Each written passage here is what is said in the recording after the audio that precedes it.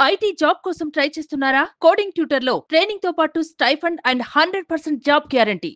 Convention కూల్చివేత పనులు శరవేగంగా కొనసాగుతున్నాయి. ఇప్పటికే నేలమట్టం అయిపోయినటువంటి కన్వెన్షన్ హాల్స్‌గా తుక్కునంతా కూడా రిమూవ్ చేసేటువంటి పరిస్థితి మనకు కనిపిస్తుంది. అంతేకాక ఈ యొక్క తొమ్మిడి చెరువు అటువైపున ఉన్నటువంటి కార్నర్‌లో ఉన్నటువంటి ఆక్రమణ భూములను కూడా అధికారులు అక్కడికి వెళ్ళి అటు జేసీబీలు తీసుకువెళ్ళి అక్కడ కూడా నిర్మాణాలను ఏదైతే రేకుల షెడ్లతో నిర్మించినటువంటి నిర్మాణాలు ఉన్నాయో అక్కడ మనకు కనిపిస్తున్న ఆ నిర్మాణాలను కూడా పూర్తిగా రిమూవ్ చేస్తున్నటువంటి పరిస్థితి. ఇంతేకాకుండా ఇంకో కార్నర్‌లో మొత్తం 29.44 ఎకరాలుగా ఉన్నటువంటి ఈ చెరువు చాలా వరకు కబ్జాకు గురైంది. వీటన్నిటిని కూడా ఇప్పుడు పునర్నిర్మించేటువంటి విధంగా హైడ్రా అధికారులు తీసుకున్నటువంటి చర్యల్లో భాగంగా ఒక్కొక్కటిగా ఈ నిర్మాణాలన్నింటినీ కూడా తొలగిస్తున్నారు. ఈ రోజు ఉదయం కన్వెన్షన్తో మొదలైనటువంటి ఈ నిర్మాణాలు క్రమంగా చెరువు చుట్టూ అన్ని ప్రాంతాల్లో కూడా కొనసాగుతున్నాయి. ఇక్కడ స్థానికులు ఉన్నారు, వారితో మాట్లాడేటువంటి ప్రయత్నం మనం చేద్దాం. సార్, కన్వెన్షన్ కూల్చివేతకు సంబంధించి ఏం చెప్తారు? ఇది ఒక మంచి పరిణామమేనా? దీని ద్వారా వచ్చేటువంటి ఉపయోగం ఏంటి? ఇది నిజంగా మంచి పరిణామంగానే ప్రజలందరూ భావిస్తున్నారు సార్. ఎందుకంటే హైదరాబాద్లో ఇక్కడ ఇంత పక్కకే ఉన్న హైటెక్ సిటీ పక్కకే ఉన్న ఈ చెరువు లక్షలాది మందికి తెలియదు అసలు ఇది ఉన్నట్టుగా కూడా. 29.4 ఎకరాలున్న ఈ తుమ్మిడికుంట చెరువు ఈరోజు మనం ప్రాక్టికల్గా చూస్తే ఒక 5 ఎకరాలు 6 ఎకరాల కంటే ఎక్కువ కనబడతలేదు. అంటే దాదాపు 20 ఎకరాలు 23 ఎకరాలు కబ్జాకు గురైంది. ఒక పక్కన చుట్టుపక్కల మీరు హైటెక్స్ ఆ పక్కనే ఉంది. ఇక్కడ ఒక అపార్ట్మెంట్ కొనాలంటే 25 కోట్లు. మీరు యశోద పక్కన మీరు చూస్తే తెలుస్తుంది మీకు, అరబిందో రియాలిటీ. ఒక అపార్ట్మెంట్ ఖరీదు ఆ గుట్టల పక్కన రాళ్ల పక్కనే అంత ఖరీదు ఉంటే ఇక్కడ ఎంత ఖరీదు ఉంటుంది? సో ఇదంతా ప్రభుత్వ భూమి. అంటే ప్రభుత్వ భూమి అంటే ఇది ప్రజలది. ప్రజల ఆరోగ్యం కోసము ఆనాడు గొలుసు కట్టు చెరువుల రూపంలో 3000 చెరువులను ఆనాటి నిజాం గారు నిర్మించిండ్రు. కాకతీయుల రాజ్యపాలనలో ఏ విధంగా అయితే గొలుసు కట్టు చెరువులు ఉండేనో అదే సిస్టమ్ని ఇక్కడ ఇంప్లిమెంట్ చేసి అనంతగిరి నుంచి వస్తున్న మూసి, ఆ మూసి నుండి గొలుసు కట్టు చెరువులుగా వీటన్నింటిని నిర్మించడం జరిగింది. కానీ ఇప్పుడు నాగార్జున గారు స్పందించారు ఈ అక్రమ నిర్మాణం కూల్చివేతకు సంబంధించి. ఆయన ఏమంటున్నారంటే ఆ భూమి పట్టభూమి ఒక్క అంగుళం కూడా ట్యాంక్ ప్లాన్ కూడా ఆక్రమణకు గురి కాలేదు అని, ఆ స్టేలో ఉన్నటువంటి దాన్ని ఎలా కూల్చివేస్తారంటూ ఆయన వివరణ ఇచ్చారు. దీనికి అయితే స్టే మీద ప్రభుత్వం మన కోర్టుల మీద నేను మాట్లాడలేను. కానీ జనరల్గా పేపర్స్ సృష్టించిన విషయం అందరికీ దాదాపుగా FTL అంటే మీకు ఇప్పుడు చూస్తున్నారు కదా, ఇప్పుడు అక్కడ డోజర్ పనిచేస్తున్నది, కూల్చివేస్తుంది. దాని పక్కన కనీసం కాంపౌండ్ వాల్ ఉంది. కాంపౌండ్ వాల్ ఆనుకొని ఇప్పటికీ వాటర్ ఉన్నది. అంటే FTL అంటే మీకు నాడు నిజాం ఏ విధంగా చెరువుల కింద భూముల్ని సాగు చేసుకోమని ప్రజలను ఆదేశించిందంటే, వర్షాకాలము చెరువు నిండి పరవళ్ళు తొక్కి పైకి వెళ్ళిపోయి ఒక దాదాపు 300 మీటర్ల నుంచి 500 మీటర్ల వరకు చెరువు తన్నుకుపోయేది. అంటే వాటర్ నిండేది వర్షాకాలం. తర్వాత ఎండాకాలం ఏం చేస్తుందంటే చెరువు ఒక 300 మీటర్లు 500 మీటర్ల లోనికి వెళ్ళిపోతుంది. ఆ మిగిలిన భూమి పైకి తేలుతుంది. ఆ తేలిన భూమిలో ప్రజలు పంట పండించుకోవడానికని దాని పేరు ఏది ఉంది ఐడియా లేదు నాకు, ఏక్ దఫా అంటారు ఖేతి, ఒక్కసారి చేసుకోవచ్చు. అలాంటి అవకాశం అన్నాడు నిజాం ప్రభుత్వం ఇచ్చింది. అంటే అది ఖచ్చితంగా FTL పరిధిలో ఉన్న భూమి అని క్లియర్గా తెలుస్తుంది. స్పష్టంగా కళ్ళతో ఫిజికల్గా చూస్తేనే తెలుస్తుంది. ఎవ్వరు కాదనలేని నగ్న సత్యం. దానికి పట్టాలు ఉండడము, పేపర్లు ఉండడము ఇది విచిత్రం ఏం కాదు సార్. మేబీ నాగార్జున గారికి మంచి పేరుంది. ఇప్పటి వరకు వారికి ఎక్కడ వివాదాస్పద, ఈవెన్ సినిమా ఇండస్ట్రీలో కూడా ఒక వివాదాస్పదుడిగా లేదు. నేను కూడా నాగార్జున గారికి అభిమానినే. ఇందులో ఒక 3 ఎకరాలు పోతే ఆయనకు మునిగేది ఏమీ లేదు, నిజంగా చెప్తున్నాను. కానీ పేద ప్రజలకు గజం భూమి దొరకని హైదరాబాద్లో 100,000 కోట్లు ఉన్న వాళ్ళు కూడా ఇది సో అండ్ సో అని వాళ్ళ ప్రాక్టికల్ వాళ్ళ మనసుకు తెలుసు. వాళ్ళు కొనేటప్పుడు కూడా వాళ్ళకి తెలుసు. ప్రభుత్వాలు, అధికారంలో ఉన్న ప్రభుత్వాలు మద్దతు చేయకపోతే ఇవి చేయలేరు. ఇది 100%. మీరు నేను చేయగలమా ఈ పని? మనల్ని ఉంచగలుగుతారా? విన్నారా? అస్సలు ఉంచరు. 2 నిమిషాల్లో ఖాళీ చేపిస్తారు. అందుకని ఖచ్చితంగా ఇది మంచి పరిణామమే. రంగనాథ్ గారు నిజంగా చరిత్రలో ఉంటారు. రేవంత్ రెడ్డి గారు దీన్ని రాజకీయానికి తన పార్టీలో ఉన్న వాళ్ళవి కూడా ఈ విధంగానే కూల్చాలి. ఎంత పెద్ద IAS ఆఫీసర్ అయినా, IPS ఆఫీసర్ అయినా, ఇది ప్రభుత్వ చెరువు. ప్రభుత్వ చెరువు అంటే దేశ సంపద. దేశ సంపద అంటే పర్యావరణం. పర్యావరణం లేక ఈరోజు ఆరోగ్యాలు దెబ్బతింటున్నాయి. ఇప్పుడు ఆక్రమణకు గురైనటువంటి స్థలాలని తెలియక చాలా మంది ప్రైవేట్ వ్యక్తులు కూడా మీరు అన్నట్టు పక్కన అపార్ట్మెంట్స్ కొనుక్కుంటున్న వారు ఉన్నారు. సో ఇప్పుడు వారు సొంతంగా వారు కష్టపడేటువంటి డబ్బులతో అపార్ట్మెంట్లో కొనుక్కున్నటువంటి వారు కూడా ఉంటారు. సో ఇలాంటి కూల్చివేయడం వల్ల అలా సామాన్య జనం ఎవరు ఉంటే వాళ్ళు కూడా నష్టపోయేటువంటి అవకాశం ఉంటుంది కదా, దానికి ఏం చెప్తారు? దీన్ని ఒక 2-3 భాగాలుగా ప్రభుత్వము రంగనాథ్ గారికి, కమిషనర్ గారికి ఒక సామాన్య పౌరుడిగా నేను 2 చేతులెత్తి విజ్ఞప్తి చేస్తున్నాను. పేదలు 100 గజాల్లో నోటరీ రాసిస్తున్నాము అంటే కూడా కొన్న భూములు ఎన్నో ఉన్నాయి, కొన్న కాలనీలు. ఎందుకంటే వాళ్ళకి ఆశ. ఇప్పుడు 20 లక్షలకు దొరికే 50 గజాలు 100 గజాలు 5 లక్షలకి ఇస్తా అంటున్నారు ఒక నాయకుడు అంటే అక్కడ పోయి చేరిన వాళ్ళు ఉన్నారు. సో అలాంటి పేదల మీద ఇది సంక్షేమ ప్రభుత్వం. డెమోక్రసీ అంటేనే నాగార్జున గారికైనా ఒకటే ఓటు, చిన్న మామూలు కూలీకైనా ఒకటే ఓటు. ఇది డెమోక్రసీ. మళ్ళీ మన భారత రాజ్యాంగమే సంక్షేమ రాజ్యాంగం. పేదలను పెద్దలకు సమానంగా తయారు చేసే అంటే సమానత్వం ఉన్న డెమోక్రసీని మనము ప్రపంచంలోనే అతిపెద్ద రాజ్యాంగాన్ని సృష్టించుకున్నాం. ఆ రాజ్యాంగంలో అందరికీ హక్కు ఉంది. అందుకని ఎన్ని చెరువులు కబ్జాకు గురైనాయో ఖచ్చితంగా అక్కడ వీళ్ళు యాక్షన్ చేయాల్సిందే, భూముల్ని తీసుకోవాల్సిందే. కానీ పేద ప్రజలు ఎక్కడైతే ఉన్నారో అందుకని 3 సెక్షన్లుగా అత్యంత ధనవంతులు 1000 కోట్లు ఉండి కూడా చెరువుల్ని కబ్జా చేసిన వాళ్ళని ఒక సెక్షన్గా, అత్యంత నిరుపేదలు ఒక సెక్షన్గా, మధ్యతరగతి ప్రజల్ని ఒక సెక్షన్గా తీసుకొని దాన్ని చాలా జాగ్రత్తగా చేయాల్సిన అవసరం ఉంది.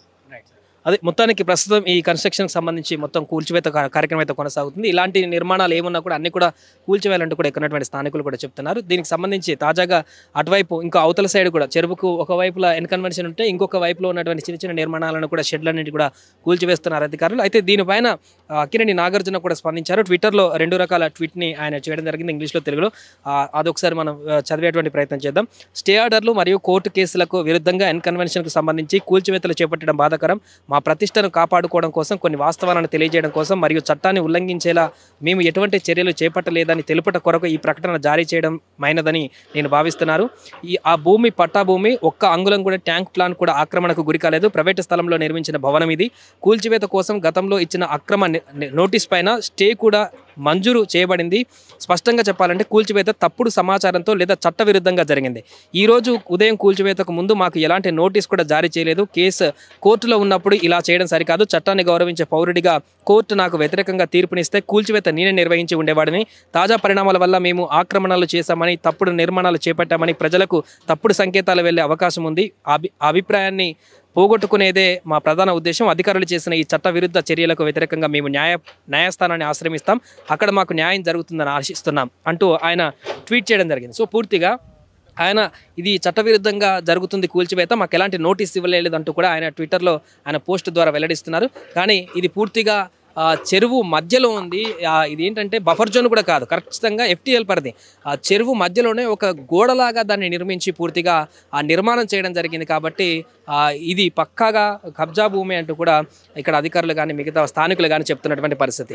అంటే ఈ కూల్చివేత ఒక కన్వెన్షన్తోనే సరిపెట్టట్లేదు అధికారులు.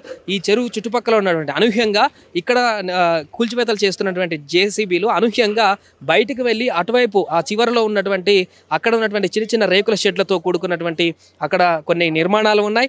అక్కడ స్థానికులు ఎవరో సామాన్య ప్రజలు కూడా షెడ్లను వేసుకొని నిర్మిస్తున్నటువంటి ప్రక్రియలు ఉన్నాయి.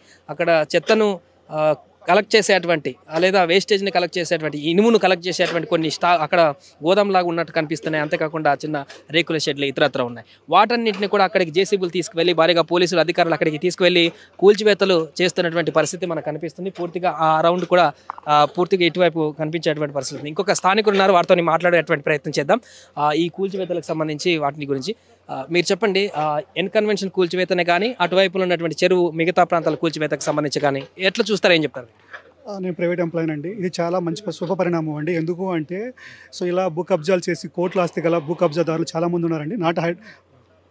కాబట్టి ఇలా చేసి ప్రజలకు మేలు చేసి ఇలా పబ్లిక్ ప్రాపర్టీ సేవ్ చేయాలని రేవంత్ రెడ్డి గారిని కోరుకుంటున్నాను.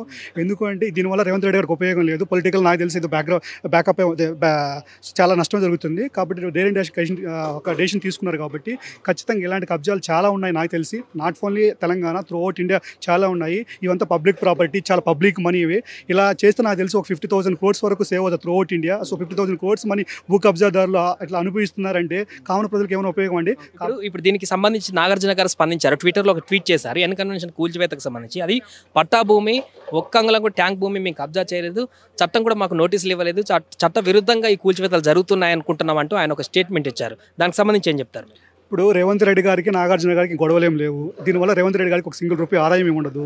సో రేవంత్ రెడ్డి గారు ఒక డెసిషన్ తీసుకున్నారు, హైడ్రా అని ఒక జీవో ఇచ్చారంటే ఖచ్చితంగా భూ కబ్జాదారుని అణచివేయాలనే ఉద్దేశంతో తీసుకున్నారు తప్ప దీనివల్ల రేవంత్ రెడ్డి గారికి ఉపయోగం ఏమి లేదు. సో ఖచ్చితంగా పొలిటికల్గా ఒక లాస్ ఉంటుంది. ఎందుకంటే కాంగ్రెస్ నాయకులు కూడా చాలామంది కబ్జాలు చేస్తుంటారు, అవి కూడా మొత్తం కొలాప్స్ అవుతాయి. ఇది స్టార్టింగ్ ప్రాసెస్ స్టేజ్లో కాబట్టి సో ఎన్ కన్వెన్షన్ అనేది ఒక బిగ్ నేమ్ ఉంది కాబట్టి ఇలా పొలిటికల్గా ఒక బిగ్ డిబేట్ జరుగుతుంది తప్ప సో ఖచ్చితంగా ఇది చాలా రోజుల్లో నాకు తెలిసి చాలా రేవంత్ రెడ్డి గారు చాలా బిగ్ డెసిషన్ తీసుకున్నారు, చాలా స్మార్ట్గా ఆలోచించి. సో ఇలా ప్రజలకు మంచి చేయాలంటే ఇట్లా బిగ్ డెసిషన్ ఖచ్చితంగా తీసుకోవాలి. పొలిటికల్గా అది లాస్ అవుతుందా గెయిన్ అవుతుంది తర్వాత సంగతి. మనకు ప్రజలకు చేయాలనుకున్నప్పుడు ఖచ్చితంగా డెసిషన్ తీసుకోవాలా, కొలాప్స్ చేయాలా, ఖచ్చితంగా నోటీసులు ఇచ్చి. ఎందుకంటే ఇప్పుడు రేవంత్ రెడ్డి గారు ఇప్పుడు నాగార్జున గారికి ఉన్నాయనుకోండి రికార్డ్స్ పరంగా, రేవంత్ రెడ్డి గారికి ఏం అవసరం వచ్చి దీన్ని కొలాప్స్ చేయడానికి ఏం అవసరం లేదు కదా. సో ఖచ్చితంగా ఇది చూడండి, చెరువు ఉంది, పక్కన కబ్జా ఉంది, ఖచ్చితంగా ఇది కబ్జా చేసింది మనకే అర్థమవుతుందిగా. సో ఖచ్చితంగా ఇది కబ్జా జరిగింది, అందుకనే వాళ్ళు ఐపీఎస్ వాళ్ళంతా కలిపి దీన్ని మొత్తం కొలాప్స్ చేశారు. ఇప్పుడు ఈ కన్వెన్షన్ కూల్చివేతతోనే అవుతుంది అనుకుంటున్నారా? ఎందుకంటే మన హైదరాబాద్లో చాలా చెరువులు కబ్జా అయ్యాయని ఎవ్రీ వర్షాకాలంలో మనం చాలా న్యూస్ డిబేట్లలో బయట మాట్లాడుకుంటూ ఉంటాం. కొన్ని వందల చెరువులు కబ్జా గురైనాయి, అది వాస్తవం. నిజాంపేటలో కానీ కూకట్పల్లిలో కానీ చాలా ఏరియాలో కబ్జా అయినటువంటి మాట వాస్తవమే. సో అక్కడ నిర్మాణాలు చాలా పొలిటికల్ సంబంధించిన పెద్దవాళ్ళకి, వ్యాపారస్తులకు సంబంధించిన నిర్మాణాలు ఉన్నాయి. వాటన్నిటినీ కూడా కూల్చివేసేటువంటి సాహసం రేవంత్ రెడ్డి సర్కార్ చేయబోతుంది అనుకుంటున్నారు? ఖచ్చితంగా అండి. రేవంత్ రెడ్డి గారు ఒక బిగ్ డెసిషన్ తీసుకున్నారు కాబట్టి ఇది స్టార్ట్ అయిందండి ప్రాసెస్. లేకపోతే స్టార్టింగ్ ఎన్ కన్వెన్షన్ మీద చేయరు. సో వాళ్ళు ఆల్రెడీ స్టార్ట్ చేశారు, వాళ్ళు ప్రీ ప్లాన్గా ఉన్నారు కాబట్టి ఖచ్చితంగా ఒక మంచి చేయాలి, ఇలా భూ కబ్జాలు అరికట్టాలనే ఉద్దేశంతోనే. సో మళ్ళీ చాలా మంది అంటారు ఇది ఎలక్షన్ టైంలో చేశారండి. ఇది ఎలక్షన్ టైం కూడా కాదు, ఇంకా 4.5 years గవర్నమెంట్ ఉంది రేవంత్ రెడ్డి గారికి. సో ఖచ్చితంగా ఇప్పుడు స్టార్ట్ చేశారంటే లాస్ట్ 5 yearsలో ఖచ్చితంగా హైదరాబాద్ బాగా డెవలప్ అవుతుందండి. సో ఖచ్చితంగా ఇలాంటి భూ కబ్జాలు చాలా అరికట్టాలి, బాగా చేయాలని నేను కోరుకుంటున్నానండి. సో ఇది మొత్తానికి ఈ తమ్ముడి చెరువుకు సంబంధించినటువంటి పూర్తిగా 29.44 ఎకరాల పరిధిలో ఉన్నటువంటి ఈ చెరువు ప్రస్తుతం చాలా చిన్నగా కుదించుకుపోయినటువంటి పరిస్థితి. ఇది క్రమక్రమంగా కబ్జాలకు గురవుతూ, ఆక్రమణలకు గురవుతూ, నిర్మాణాలకు గురవుతూ, చుట్టుపక్కల ఉన్నటువంటి అన్ని వైపులా కూడా మట్టితో చెరువును కప్పేసి అక్కడ నిర్మాణాలు చేసుకొని పూర్తిగా దానికి పట్టా క్రియేట్ చేసి దాన్ని ఇతరులకు కూడా, ప్రైవేట్ వ్యక్తులకు కూడా అమ్మేటువంటి పరిస్థితికి దారి తీసి ఇలా విపరీతంగా ఆక్రమణలకు గురైనటువంటి చెరువు చాలా చిన్నగా మారినటువంటి పరిస్థితి. అందుకే హైడ్రా తీవ్రమైనటువంటి నిర్ణయం తీసుకుంది. కీలకమైనటువంటి అక్కినేని నాగార్జునకు సంబంధించినటువంటి ఎన్ కన్వెన్షన్ హాల్తోనే ఈ యొక్క హైడ్రా తీసుకున్నటువంటి అక్రమ నిర్మాణాల కూల్చివేతకు సంబంధించినటువంటి కమిషనర్ చాలా కీలకమైనటువంటి నిర్ణయం తీసుకున్నారు. ఈ కూల్చివేతతో ఈ చెరువు ఎక్స్టెండ్ అవ్వడమే కాకుండా ఈ చెరువును పునర్నిర్మించేటువంటి దిశగా అధికారులు అడుగులు వేయబోతున్నారు. పర్యావరణాన్ని పరిరక్షించేటువంటి విధంగా అడుగులు వేయబోతున్నారు.